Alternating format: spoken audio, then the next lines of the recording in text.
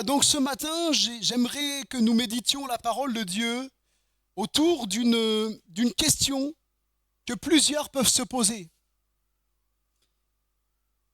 Une question qu'on s'est tous posée au moins une fois dans nos vies et que j'aimerais ce matin que nous réfléchissions, que nous méditions.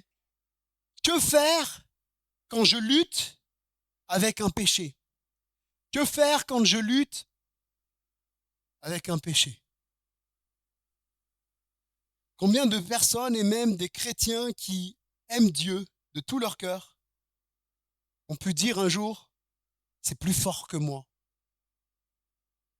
je n'y arriverai pas. Je n'arrive pas à m'en détacher. Pourtant, j'aime Jésus de tout mon cœur.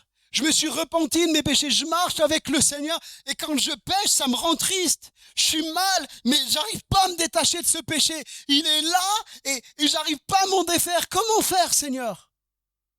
Comment faire?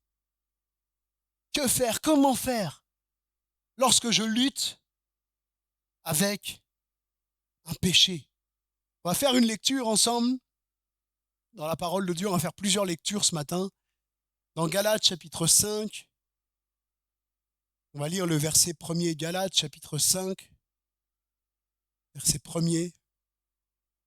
C'est pour la liberté que Christ nous a affranchis. Demeurez donc fermes et ne vous laissez pas mettre de nouveau sous le joug de la servitude. C'est ce que nous devons rechercher en tant que chrétiens, en tant que disciples de Jésus, en tant qu'enfants de Dieu, la liberté. C'est pour la liberté que Christ nous a libérés, affranchis, délivrés. Il ne nous a pas délivrés, affranchis pour que nous restions dans notre vaine manière de vivre. Il ne nous a pas affranchis et libérés pour nous entendre dire « je suis comme ça, je ne changerai pas ». Ça, ce n'est pas la mentalité du royaume de Dieu. Je vais vous dire quelque chose. Peut-être ça parlera plus à certains, mais je crois que tous sont amenés à réfléchir. Je crois qu'on ne peut pas dire « frère, vous avez vu l'âge que j'ai, moi? Vous croyez que c'est à mon âge que je vais changer ?» Ce n'est pas la mentalité du royaume de Dieu. Que tu sois jeune, que tu sois âgé, tu ne peux pas dire « je suis comme ça et c'est comme ça ».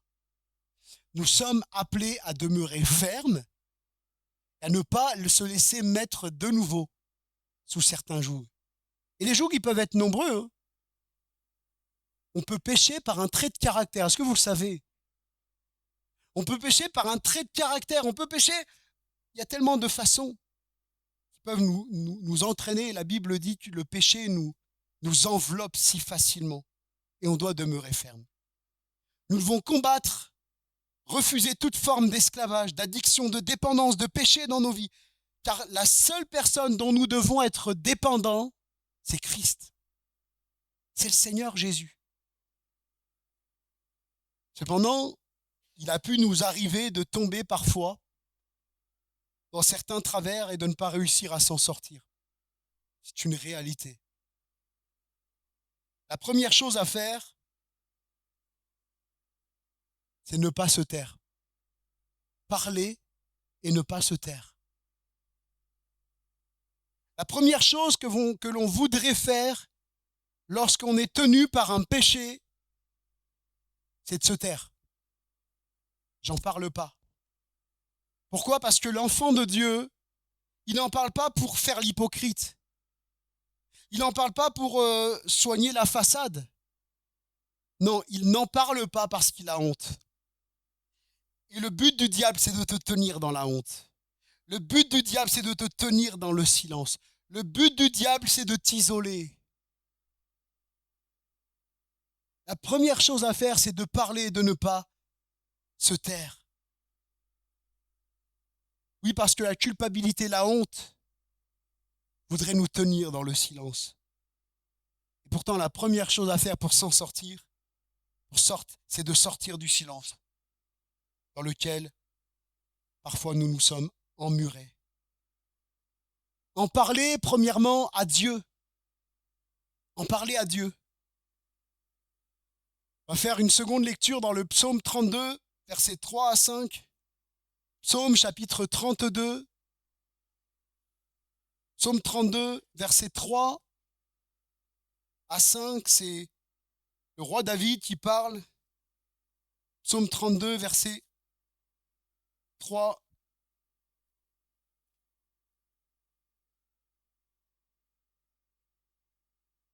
Tant que je me suis tu, mes os se consumaient et je gémissais toute la journée. Car nuit et jour, ta main s'appesantissait sur moi. Ma vigueur n'était que sécheresse comme celle de l'été. Je t'ai fait connaître mon péché. Je n'ai pas caché mon iniquité. J'ai dit, j'avouerai mes transgressions à l'Éternel. Et tu as effacé la peine de mon péché. David avait cette assurance que parce qu'il a avoué, il a confessé son péché, alors Dieu l'a pardonné. De sorte qu'il ne traîne plus la peine de son péché. Il ne traîne plus la peine de son péché.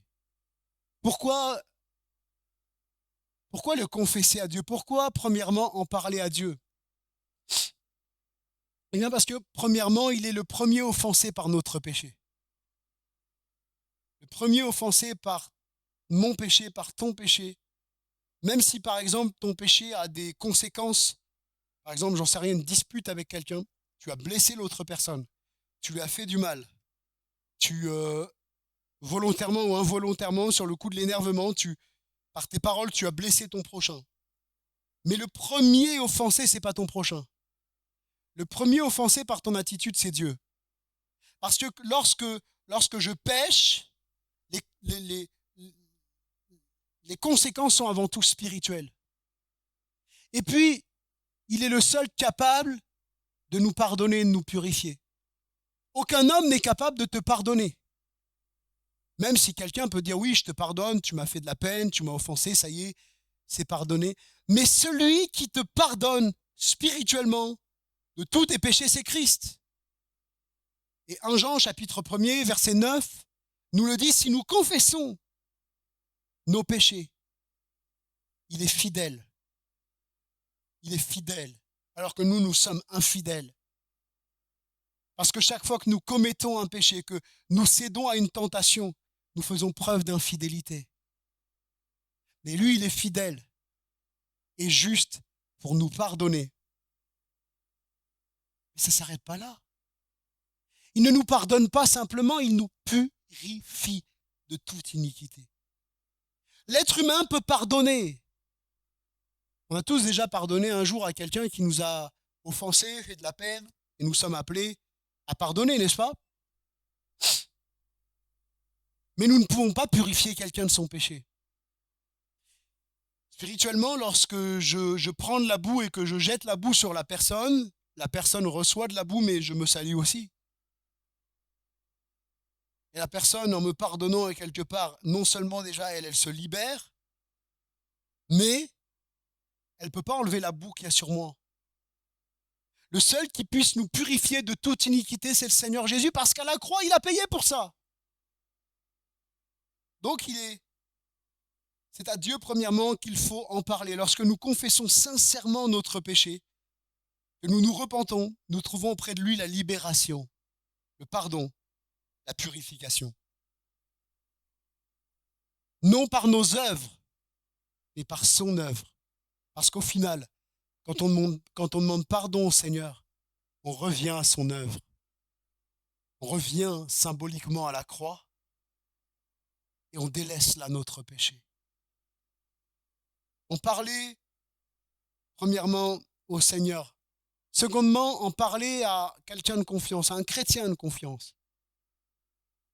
Parce que c'est important, un chrétien de confiance, parce que même si des non-croyants peuvent nous aider de bien des façons, moi je bénis Dieu d'avoir eu des amis, même non-croyants, qui lorsque j'étais pas bien en tant que chrétien, ont été là, ont été d'un réconfort, m'ont fait rire, m'ont soutenu. Mais spirituellement, il y a une limite. Il y a une limite parce que dans notre conscience, des choses vont nous interpeller, nous, et ne l'interpelleront pas lui. On parlait à un chrétien de confiance. Jacques chapitre 5, verset 16. Confessez donc vos péchés les uns aux autres et priez les uns pour les autres afin que vous soyez guéris.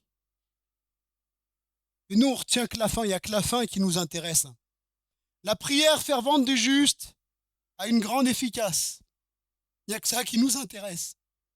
Non mais c'est vrai, combien de fois combien de fois vous citez cette première partie-là? Je ne sais pas vous, mais moi je ne l'entends pas beaucoup citer, ce passage-là. Par contre, la fin, on l'entend, je ne vais pas dire dans toutes les réunions de prière, mais très souvent. Seigneur, merci parce que la prière fervente du juste, elle est efficace. Alléluia. Confessez vos péchés les uns aux autres. C'est dur. Pourquoi c'est important de parler à un chrétien de confiance qui soit capable de nous aider à nous en sortir, qui va prier pour nous? Parce qu'en faisant cela, on pose un acte pour sortir du silence. Sortir du silence dans lequel le diable et le péché veulent te tenir. Souvenez-vous, lorsqu'Adam pêche, qu'est-ce qu'il fait? Il s'en va loin de la face de l'Éternel.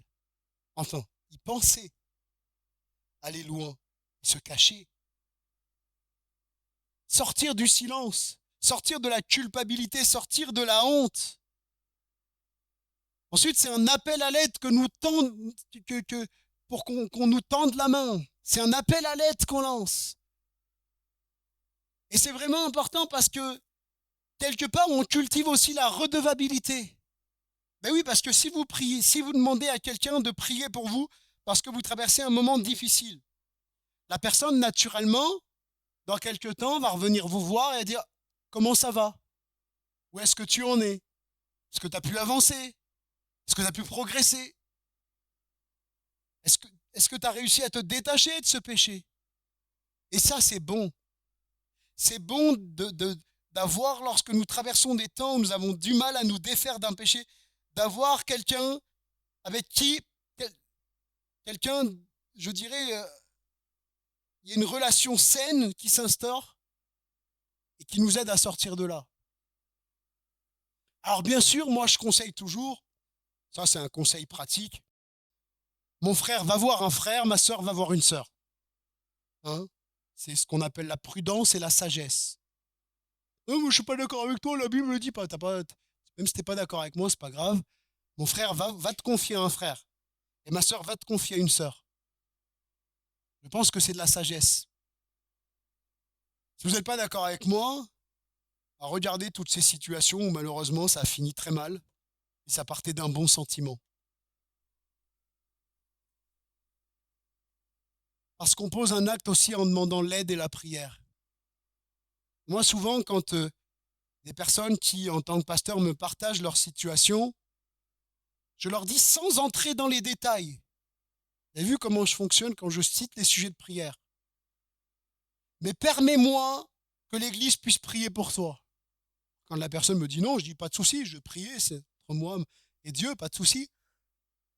Mais parce qu'aussi, il y a ce combat spirituel que nous menons tous ensemble. Hein, il n'est pas biblique ce dicton, l'union fait la force, mais il est quand même vrai. C'est quand on prie ensemble, même on n'a pas besoin de tout savoir. On n'est pas appelé à faire les curieux. Parce qu'il y a des situations qui sont tellement intimes qu'on n'a pas à les dire.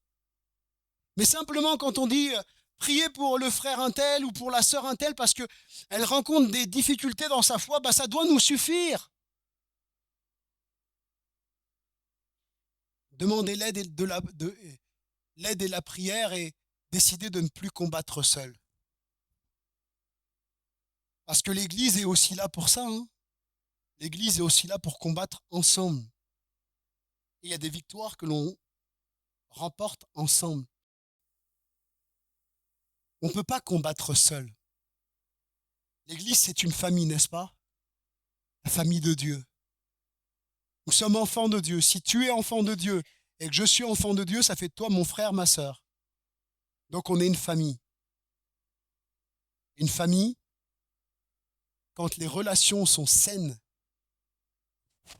peut-être que tu n'as pas connu dans ta famille des relations saines, mais quand les relations sont saines, on s'aide et on se soutient.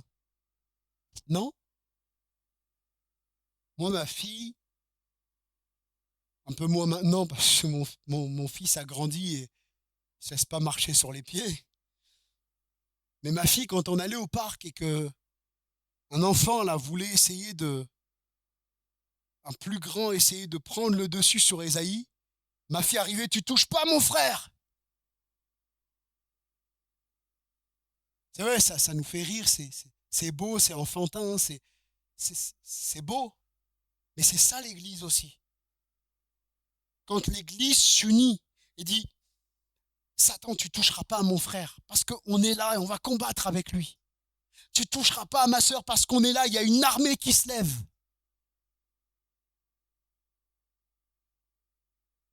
Lorsque nous sommes éprouvés sachons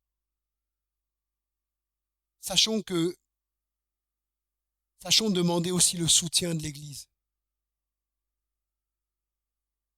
Comme je le dis souvent, je crois avoir reçu, bien qu'il peut y avoir des évolutions et des particularités dans le ministère, mais je crois avoir reçu le ministère de pasteur, pas celui de prophète. S'il y a des prophètes dans la salle qui se lèvent maintenant ou se taisent à jamais,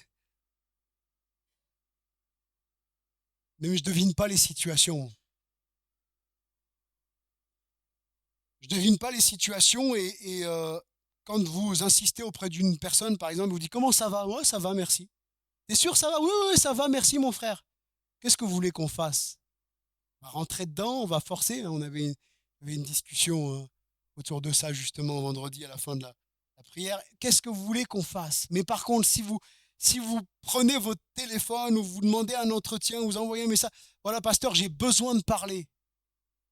Là, c'est bon parce que vous sautez le pas.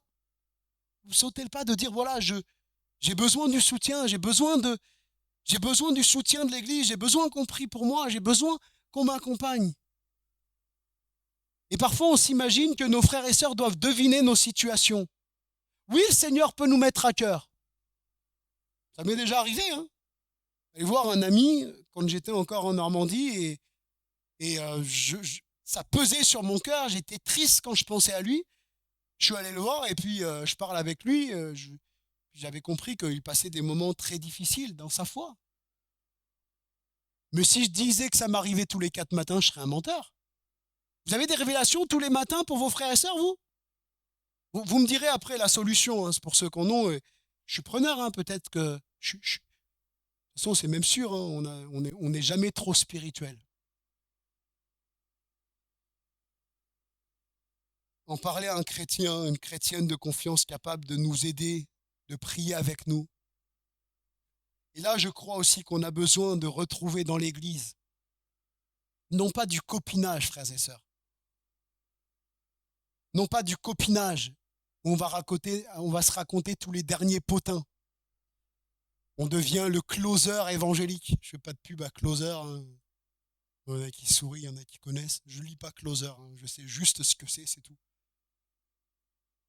Non pas du copinage, mais de profondes amitiés. Et je crois que là où nous en sommes, là je vous livre encore mon cœur. On partageait dimanche avec certains chrétiens, à la fin de la réunion, on a pris un temps d'échange, de partage, et c'est toujours sympa parce que je crois qu'on tire aussi des choses les uns des autres. On regarde, c'est vrai, à ce qui peut être amélioré. Plein de choses qui peuvent être améliorées. Et c'est vrai que, par exemple, je crois que nous avons besoin, même si on peut dire oui, mais c'est pas que nous, c'est une mentalité, c'est une génération, etc. Mais nous avons besoin de retrouver, frères et sœurs, une dynamique fraternelle dans l'Église. Prendre des nouvelles les uns des autres, de s'inviter à manger, de faire des repas ensemble à la fin du culte, de se retrouver, de ne pas être pressé de partir rapidement.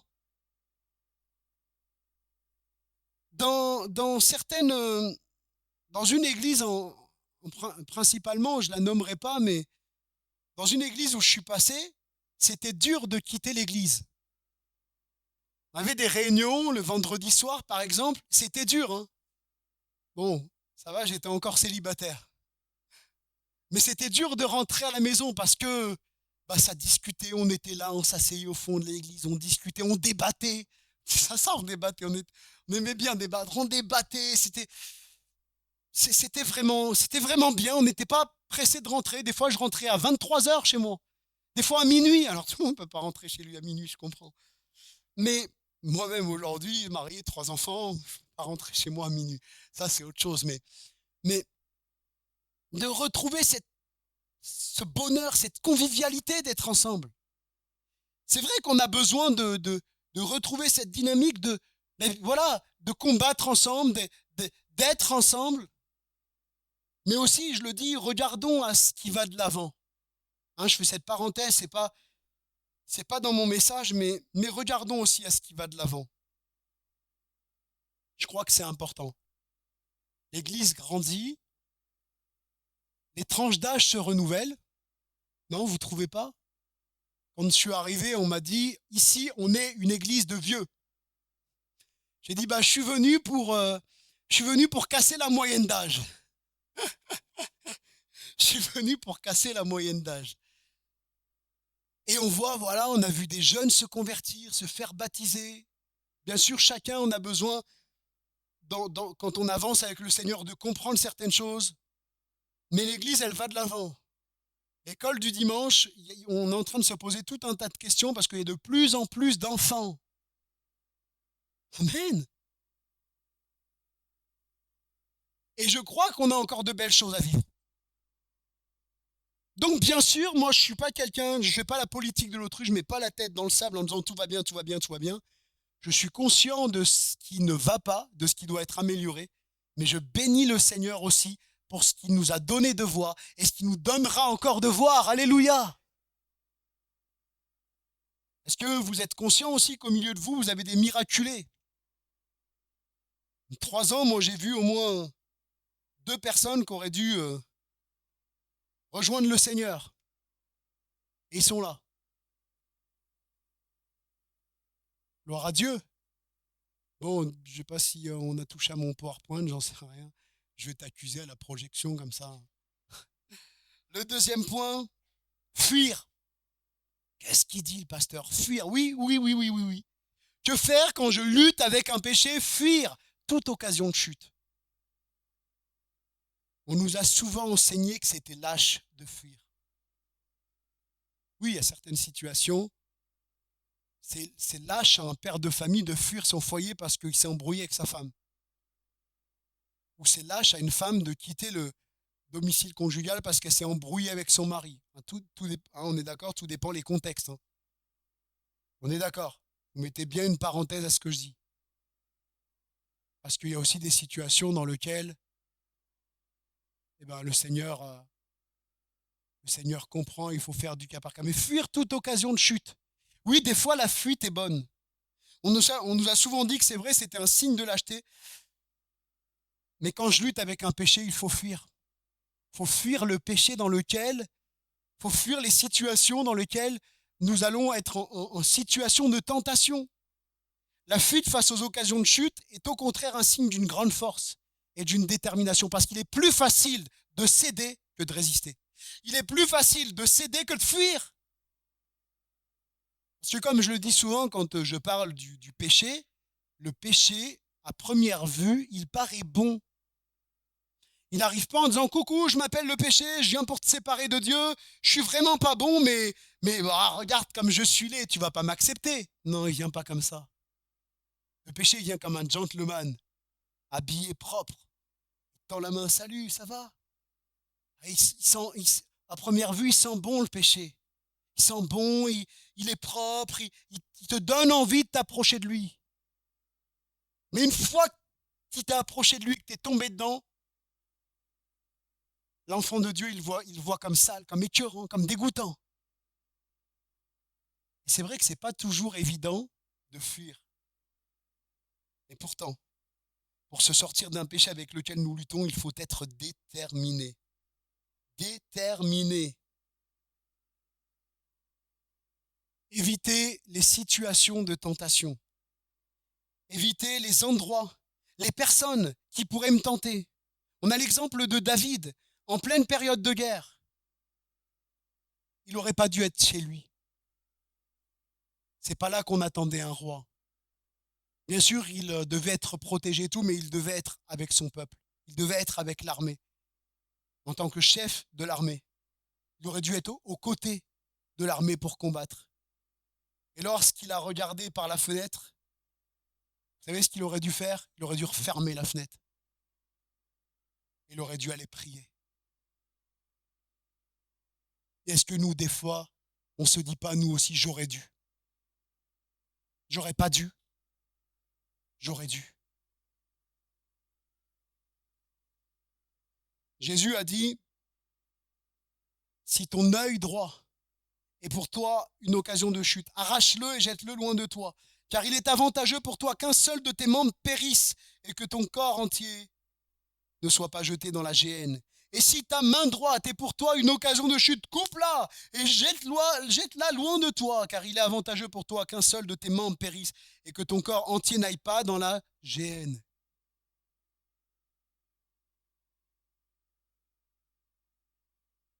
Arracher, couper, jeter, ça fait du bien? Vous êtes sûr? Vous êtes sûr qu'arracher, couper et jeter, ça fait du bien? Pour les barbus, là, si je vous arrache un poil de barbe, vous allez voir, ça fait du bien. Les sœurs, si je vous arrache un cheveu, vous allez voir, ça fait pas du bien. Ça fait mal. C'est douloureux. Mais c'est indispensable. C'est indispensable de couper net avec toute situation qui pourrait nous faire tomber dans un péché. Car ce que l'on veut, c'est plaire à Dieu, c'est marcher avec le Seigneur. Jésus a dit, il est avantageux. Mais Seigneur, c'est dur pour la chair, pour son plaisir. Ça fait mal, mais pour notre bonheur, pour notre épanouissement spirituel, c'est avantageux.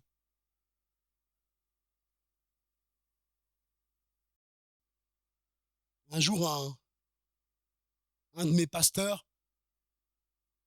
quand j'ai commencé, vous savez, il y a des images comme ça qui parlent et qu'on n'oublie pas. Et mon pasteur me disait, Johnny, il est plus facile de tuer un monstre quand il est bébé que quand il est grand. Prenez un tout petit lionceau là. C'est fébrile, c'est fragile. On protège les animaux, hein, si vous avez compris l'image. Mais quand vous avez un lion devant vous là, avec ses belles dents, hein, il vous fait un beau sourire. Là, c'est moins fébrile, c'est moins fragile.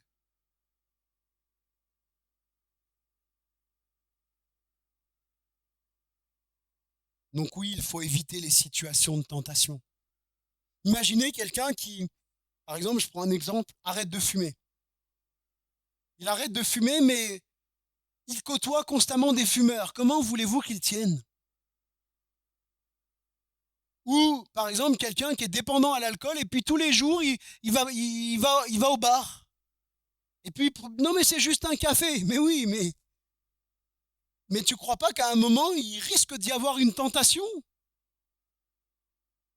Un moment, ben oui, c'est vrai que pendant un moment, il faut se couper. Peut-être pendant un moment, ça va peut-être me faire me couper de certaines relations parce que, bah, par exemple, je prenais l'exemple du tabac. Ben oui, ben, le problème, c'est que si je vais avec eux, je vais retomber dedans. Mais qu'est-ce qui importe? Que l'on marche dans la liberté ou qu'on continue à se laisser séduire et être dans cet esclavage? Donc, j'avance, fuir pour se rapprocher. Fuir les occasions de chute pour se rapprocher de Dieu. Amen. Quand on fuit précipitamment un endroit, on ne sait pas forcément toujours où aller. Quand vous devez partir rapidement, j'en sais rien, une situation un peu catastrophique, je dois partir, mais je vais où? Hein, aujourd'hui, on met en place des points de rassemblement quand il se passe des catastrophes. Voilà, vous pouvez vous rassembler à tel point de rassemblement, etc., etc. Je vais où? Mais en tant qu'enfant de Dieu, lorsque l'on fuit le lieu appelé péché, on sait où aller. Dans la présence de Jésus, pour nous fortifier, pour nous renouveler. 2 Timothée, chapitre 2, verset 22. Fuis les passions de la jeunesse et recherche la justice, la foi, l'amour, la paix, avec ceux qui invoquent le Seigneur d'un même cœur. Alléluia. Fuis et recherche. Je fuis les occasions de péché pour rechercher la présence de Dieu. Et lorsque peut-être tu as une tentation de céder à un péché, isole-toi. Prends 2 minutes pour t'isoler, pour prier le Seigneur, même peut-être pour lire un verset de la parole de Dieu. Fuis le péché pour rechercher le Seigneur, fuir pour se rapprocher. Ensuite, fuir pour plaire à Dieu. Fuir pour plaire à Dieu.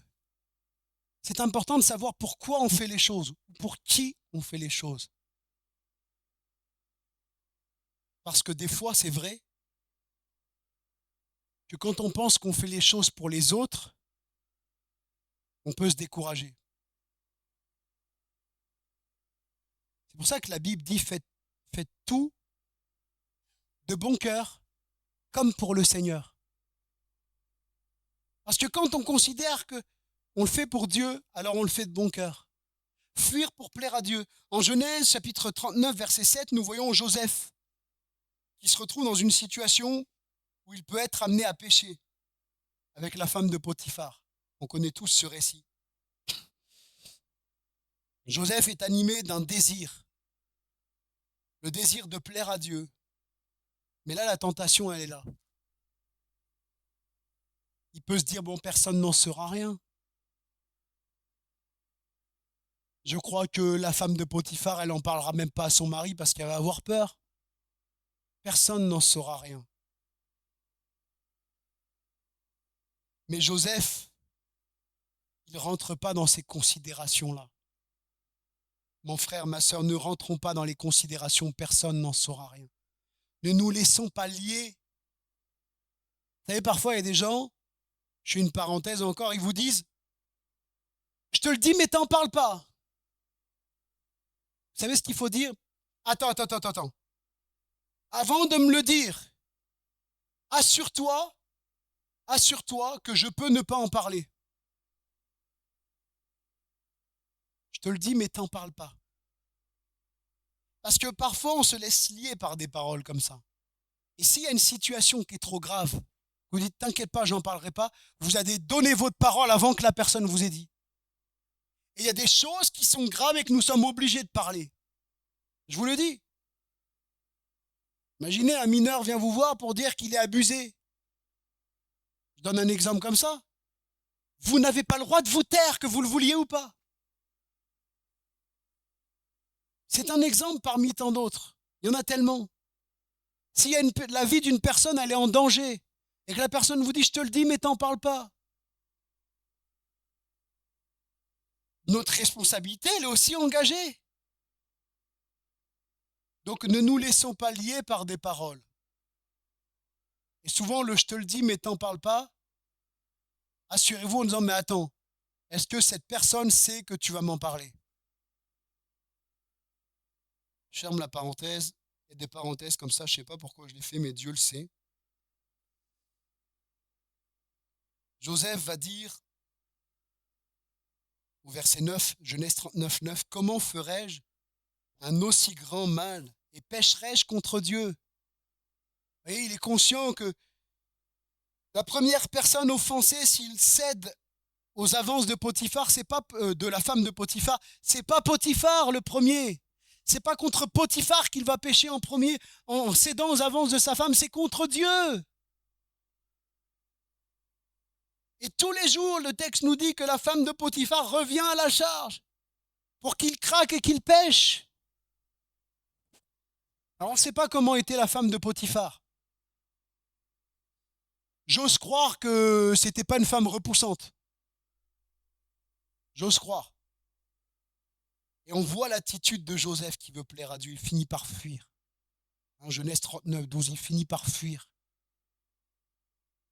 Au lieu de rester en pensant que la tentation finira bien par partir, ou de se dire comme Samson, j'y arriverai comme les autres fois, en faisant cela, on se met en danger. Il vaut mieux parfois fuir que de céder. Ensuite, établir un plan d'action. Pour sortir de ce péché, il va falloir mettre des choses en place dans ma vie pour empêcher le péché de reprendre sa place. Jésus a dit dans Luc chapitre 14, verset 28, « Car lequel de vous, s'il veut bâtir une tour, ne s'assied d'abord pour calculer la dépense et voir s'il a de quoi la terminer. Si je veux bâtir ma vie solidement, il est important que de poser les choses, de mettre en place des choses dans ma vie pour ne pas retomber dans certains travers. De mettre des garde-fous. De mettre des garde-fous. Par exemple, s'il y a eu des situations très lourdes de tentation dans un couple, par exemple, eh bien, c'est de se dire, je vais cultiver une redevabilité, et chacun a ses petites méthodes dans un couple, a ses petits trucs, ces petites choses qui leur appartiennent, qu'ils mettent en place dans leur couple. Peut-être certains, ils partent de chez eux, arrivés au lieu où ils doivent aller, ils envoient un petit message à leur femme ou à leur mari, puis quand ils repartent, ils renvoient un message. Ou certains, ça va être aussi de laisser l'accès complet à leur téléphone, à leur épouse ou à leur époux. Ne rien cacher, je crois que ça devrait être primordial. Mais de mettre des choses en place dans nos vies en général pour que le péché ne trouve pas de porte d'entrée. Dans Matthieu chapitre 12, versets 43 à 45, Jésus donne l'exemple d'un esprit impur sorti d'un homme. Mais ne trouvant pas d'endroit où aller, il revient auprès de la personne qu'il avait possédée, en disant, je retournerai dans ma maison d'où je suis. Mais il est dit qu'il trouve la maison vide, balayée et ornée. Oh, une belle maison. Donc il revient avec cet autre esprit, plus méchant, et ils s'établissent dans la maison. Alors vous allez me dire, oui, mais là c'est un cas de possession. C'est vrai. Si les démons fonctionnent comme ça, ne croyez-vous pas que le péché a aussi les mêmes façons de fonctionner? Jésus précise que la condition de cet homme était pire que la première fois. Et c'est vrai, bien qu'il soit question de cas de possession démoniaque, il y a des leçons à en tirer. Si je délaisse un péché, mais que la maison reste vide, tôt ou tard, la tentation va revenir plus fort et je risque de retomber. Vous connaissez ce dicton qui dit que la nature a horreur du vide. La nature a horreur du vide. Chasser le naturel? Ok.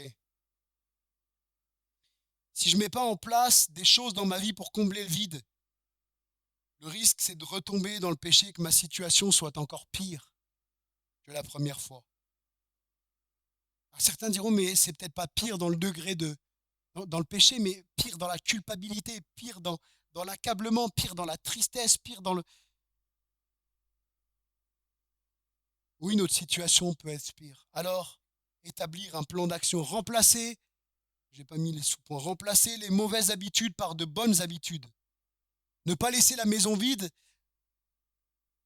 Le temps que je prenais à pécher doit être remplacé par autre chose. J'en sais rien, moi. Je donne des exemples comme ça. Je balance des exemples à la volée et la liste est non exhaustive. Ça peut être faire du sport. Parce qu'on vit dans une vie aussi tellement sédentaire qu'on a besoin aussi d'évacuer. Non? On a besoin d'évacuer nos tensions. Alors certains, ça peut être marcher parce qu'ils ne peuvent plus faire du sport, mais on a besoin d'évacuer. Et en fait, moins on évacue, d'une façon ou d'une autre, faire du sport, marcher, etc., s'aérer, moins on évacue, plus on garde ces tensions. Et ces facteurs de stress, bon, je suis pas psychothérapeute, je suis pas, mais bon. Faire du sport, ça peut être voir des amis, aller me balader, j'en sais rien, que sais-je. Mais il faut que je... Puis bien sûr, les meilleurs prier, lire la parole de Dieu, ça va de soi, normalement, je parle à des chrétiens. Hein. Mais il ne faut surtout pas laisser le vide. L'attitude de Daniel, elle est un exemple pour nous. Il est exilé loin de chez lui, soumis à de multiples tentations. Mais Daniel garde cette bonne habitude, comme il le faisait auparavant. Il prie, il loue son Dieu 3 fois par jour. Daniel, chapitre 6, verset 10. Il garde son habitude. La nécessité de combattre avec Dieu et non avec nos propres forces, frères et sœurs. Gardez cette bonne habitude de consacrer du temps pour prier, pour louer notre Seigneur. Et lorsque je me débarrasse de quelque chose, bien, je veux le remplacer par la présence de Dieu dans ma vie. Le prophète Jean-Baptiste va dire il faut qu'il grandisse, il faut qu'il croisse et que je diminue. Il faut que Jésus grandisse en moi, plus de Christ, plus de l'Esprit de Dieu en moi et que je diminue. Vous savez, des fois on s'est contenté de ça y est, j'ai eu l'effusion du Saint-Esprit comme à la Pentecôte, j'étais rempli du Saint-Esprit, puis ça y est, je suis rempli tout le temps. C'est pas très biblique ça quand même. Regardez combien de fois l'apôtre Pierre va être rempli du Saint-Esprit. Quand vous prenez le texte, dans sa forme littérale, c'est marqué « Soyez continuellement en train d'être remplis du Saint-Esprit ». On doit rechercher constamment à être rempli. Parce que oui, la vie, j'allais dire les aléas de la vie, etc., parfois, hein, font que l'eau, elle s'évapore un peu. On a besoin de rechercher, à être constamment rempli du Saint-Esprit. Et puis, c'est mon dernier point, garder une mentalité de soldat. Jésus nous a commandé, tels des soldats qui veillent, de veiller et de prier afin de ne pas tomber dans la tentation. Combattre notre péché et non pas le justifier. Oui, parce que la tendance naturelle, ce serait de justifier notre péché. Oui, mais il y en a d'autres qui le font, frère. Une mentalité, une attitude de soldat et non une mentalité d'avocat. Tu n'es pas appelé à être un avocat. Ton avocat, c'est Jésus. Tu es appelé à être un soldat. J'ai rien contre les avocats. Dans la vie, c'est important quand on traverse des moments particuliers d'avoir un bon avocat. Mais tu n'es pas appelé à être ton avocat. Ton avocat, c'est Jésus. Toi, tu es appelé à être un soldat. Et le soldat, il ne se défend pas. Il se justifie pas, pardon. Il ne fait pas sa défense. Il combat. Oui, il défend aussi, mais il combat. Le soldat combat, il lutte, il se bat. L'avocat, il défend, il tente de justifier, il cherche des circonstances atténuantes. Je dois toujours combattre le péché et ne jamais le justifier. Ne jamais dire c'est pas si grave, il y a pire que moi. 1 Timothée chapitre 6 verset 12. Combat le bon combat de la foi. Saisis la vie éternelle à laquelle tu as été appelé et pour laquelle tu as fait cette belle confession en présence d'un grand nombre de témoins. Combat, saisis.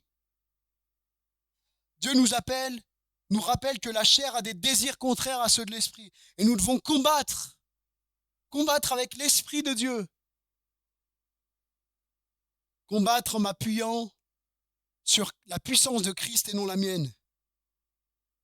Je puis tout par celui qui me fortifie. Je puis tout par celui qui me fortifie. La nécessité de s'appuyer sur la puissance du Saint-Esprit. De prendre du temps dans la prière, de se laisser fortifier par Christ. Jésus a dit, sans moi, vous ne pouvez rien faire. On doit être 100% dépendant de Dieu. On doit rendre à Dieu 100% de la gloire qui lui est due. Tout nous vient de lui, tout est par lui, tout par Christ, tout pour Christ. Alléluia. Sans moi, vous ne pouvez rien faire. Oui, c'est vrai, sans Jésus, nous ne pouvons rien faire. À la croix, il nous a acquis la complète victoire sur le péché. Et c'est sur lui qu'il faut nous appuyer pour sortir vainqueur du péché et de la tentation. Combattre en nous appuyant sur la parole de Dieu. Souvenez-vous de Jésus au désert. Il n'arrive pas avec un discours philosophique, avec la tradition rabbinique, non. Il n'arrive pas avec toutes sortes d'idées, il arrive avec la parole de Dieu. Il est la parole de Dieu. Et il va répéter, il est écrit. Et rappelez-vous que le diable sait dire aussi, il est écrit. Le diable sait aussi utiliser la parole de Dieu. Voilà pourquoi nous devons connaître, méditer la bonne et sainte parole de Dieu. Nous laisser nous en imprégner, parce que le ciel et la terre passeront, mais sa parole ne passera pas. Hébreux chapitre 4, verset 12, la parole de Dieu est vivante et efficace, alléluia, plus tranchante qu'une épée à quelconque tranchant, pénétrant jusqu'à partager âme et esprit, jointure et moelle. Elle juge les sentiments et les pensées des cœurs. Amen. Ne sous-estimons pas la parole de Dieu. Éphésiens chapitre 6, verset 17 nous dit aussi, prenez aussi le casque du salut et l'épée de l'esprit qui est la parole de Dieu. L'épée de l'esprit qui est la parole de Dieu. Alléluia. Donc je termine, je fais un petit récapitulatif, parler et ne pas se taire, la puissance de la confession, de confesser notre péché à Dieu, de pouvoir aussi partager à quelqu'un qui va pouvoir nous aider, soit capable de nous aider, de fuir toute occasion de chute, établir un plan d'action pour ne pas retomber, et puis garder une mentalité de soldat. Et je cite un texte en conclusion, Romains chapitre 6, versets 12 à 13. Que le péché ne règne donc pas dans vos corps mortels et n'obéissez pas à ses convoitises. Ne livrez pas vos membres au péché comme des instruments d'iniquité, mais donnez-vous vous-même à Dieu comme étant vivants de mort que vous étiez, et offrez à Dieu vos membres comme des instruments de justice. N'obéissez pas aux convoitises.